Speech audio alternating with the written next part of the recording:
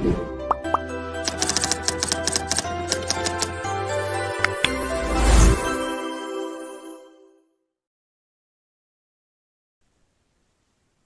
so good day everyone. So we're from our group one. With our discussion today is what is entrepreneurship in education?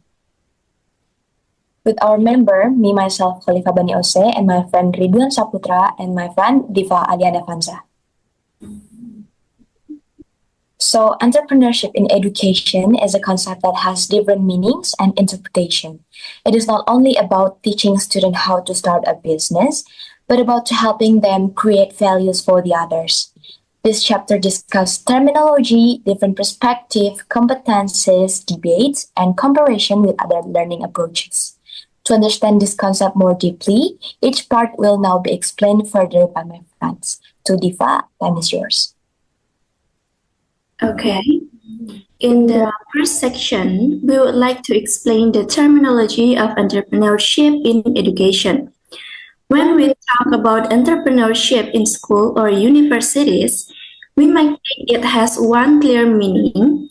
However, according to the report by OECD written by Martin Lecuse, different countries actually use different terms, and each term reflects a slightly different focus. For example, in the United Kingdoms, the term enterprise education is commonly used. This term does not mainly focus on building a company. Instead, it focuses on developing an entrepreneurial mindset. This includes skills such as creativity, initiative, responsibility, confidence, teamwork, and problem solving. So, here, the emphasis is more on personal development on life skills. Meanwhile, in the United States, the term entrepreneurship education is more popular. This term is often associated with starting a business, creating a startup, and managing finances, and also understanding the markets. The focus is more economic and business oriented. Because of this term, the broader term entrepreneurial education is sometimes used as a unifying concept. This term includes the mindset, skills, and also the profit or opening a company. The core idea is actually about creating a value for the others. For example, students can create value by solving community problems, developing social projects, or creating the innovative ideas. So, in conclusion, understanding this different term helps us to see that entrepreneurship education is broader than just a business training. It is about shaping students into a proactive, creative, and value-creating individuals.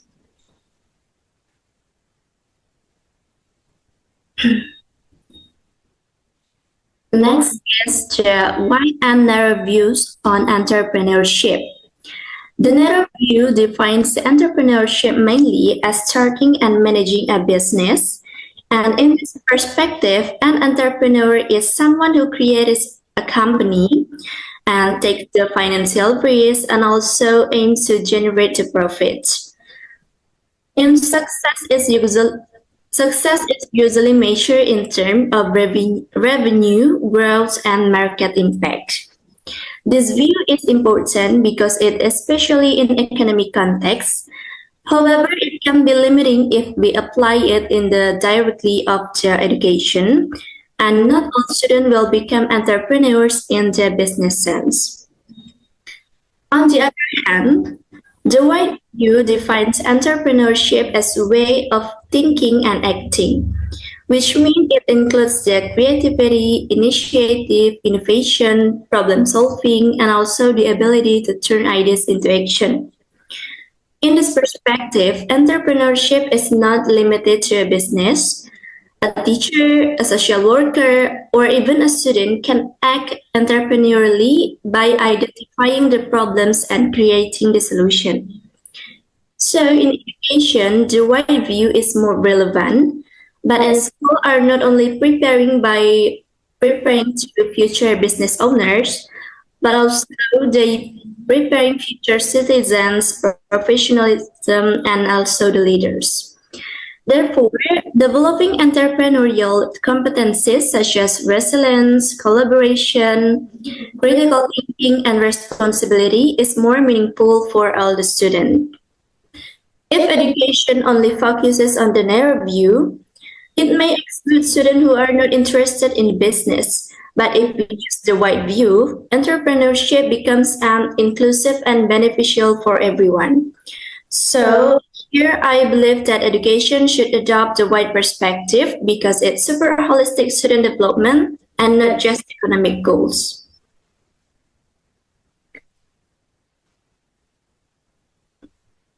So this is the last section. Oh, no. Okay, sorry.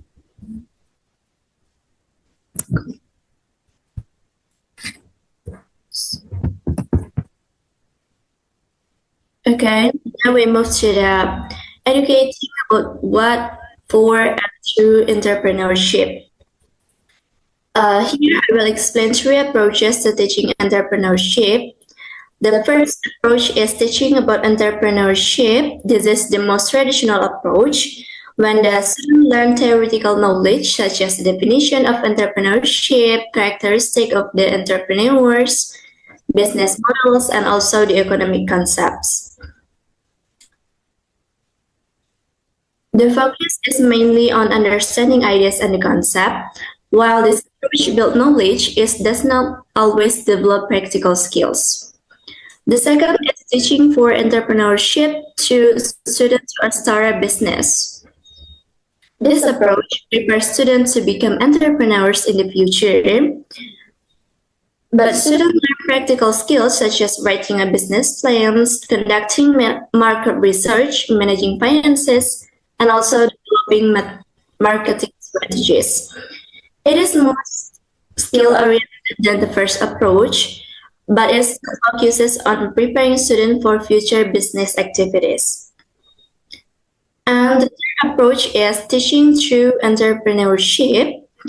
This is considered the most powerful and innovative approach, which means if only learning a theory or preparing for the future, students learn by actually creating value in a real situation.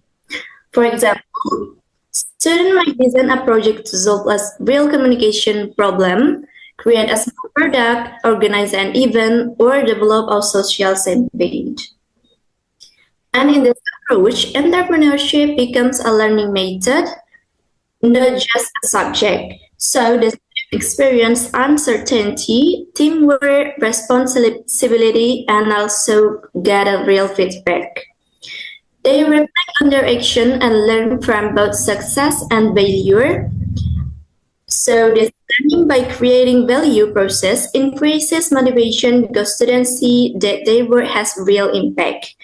So it also promotes deep learning since the student connect the theory with real life experience. So here in my opinion, while teaching about and for entrepreneurship are still important, teaching through entrepreneurship is more transformative. It does not only teach students what entrepreneurship is, but also help them to become entrepreneurial in their mindset and action. Okay.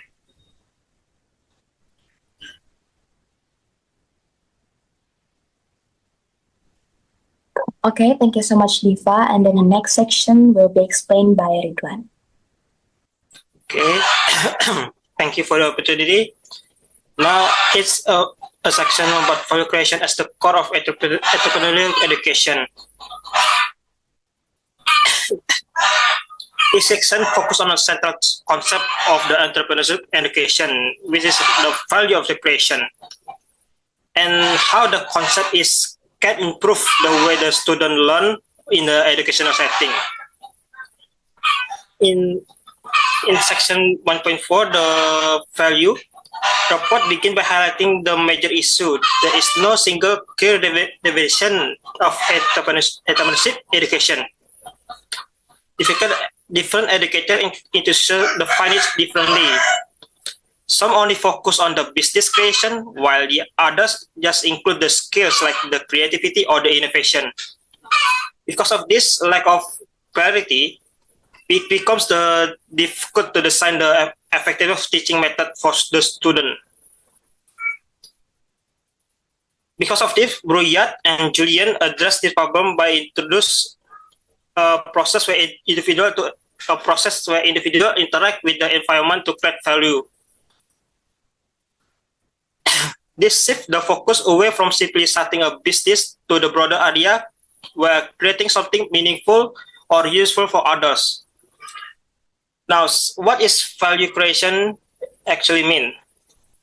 Value can take many meaning like economic value, like earning money, social value, like helping a community, and a cultural value, like preserving tradition, and educational value, like improving knowledge. This means that the student do not need to start a company or to be entrepreneur. They just need to create something that can beneficial to the one of the four value. The report also emphasized that entrepreneurship is not a one-time action. Instead, it is a continuous process. It based on the interaction between the individual and the environment and the focus on the development. Learning value is one key idea that is learning value can happen at the same time. First, students learn by doing the activities. They gain knowledge through the experience, and they can reflect the action of the activity. This makes learning more active and engaging compared to the traditional lecture-based methods. This concept is also famous by John Dewey, who introduced the idea of earning by creating value.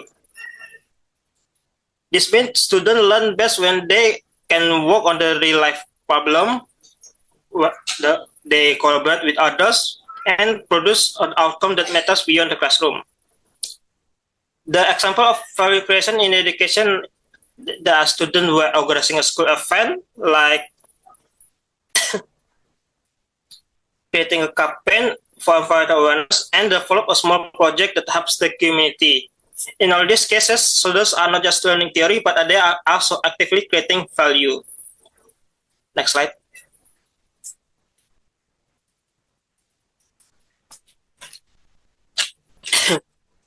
In section 1.5, also explained why value creation is essential. It makes learning more meaningful, more engaging, more relevant to real life. The student can see the impact of their work, which increase their motivation, which develop skills.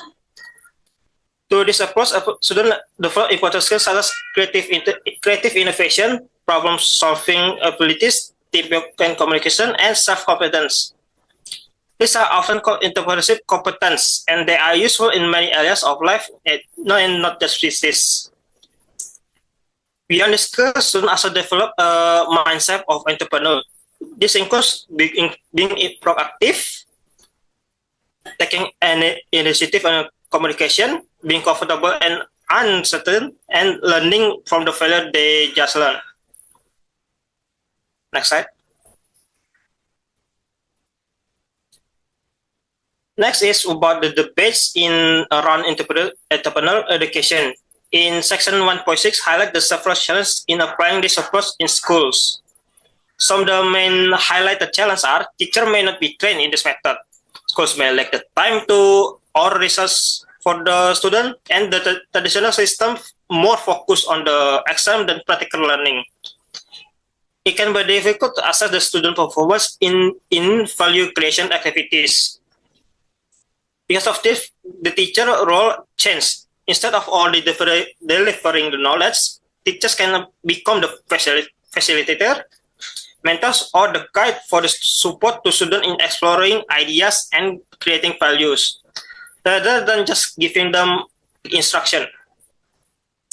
Now, to overcome this challenge, schools can provide teacher training, encourage our project-based learning, collaborate with communities or in this industry, and more flexible assessment methods.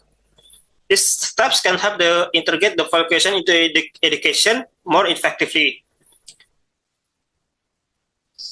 So, in conclude, the entrepreneurship education should focus on value creation. Learning is most effective when it is active and more meaningful to other people.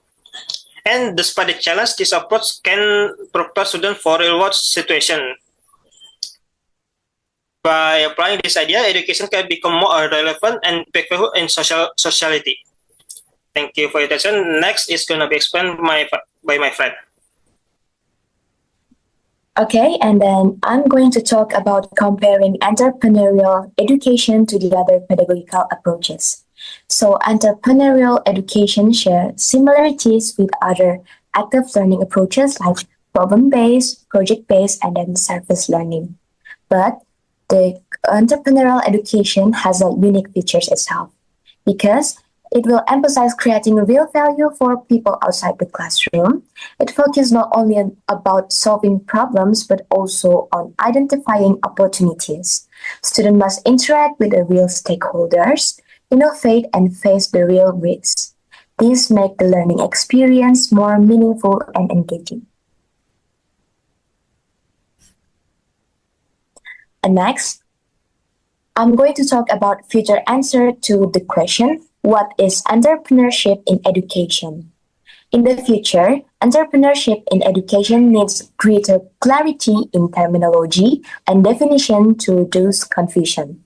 The collaboration between researchers in entrepreneurship and education must be strengthened. New assessment strategies are also needed to evaluate value creation and entrepreneurial competences. Most importantly, entrepreneurship should be embedded across the curriculum rather than treated as a separate subject. And last, in conclusion, entrepreneurship in education is not limited to business creation. It is broader concept centered on the value creation and the development of entrepreneurial competences. It connects closely with progressive pedagogical approaches and continues to evolve as the researchers seek clearer definition and better implementation strategies. Understanding this eighth aspect helps us see that entrepreneurship in education is about empowering students to become proactive value creators in society. I think that is all from us. If there are any mistake, we apologize. Thank you so much.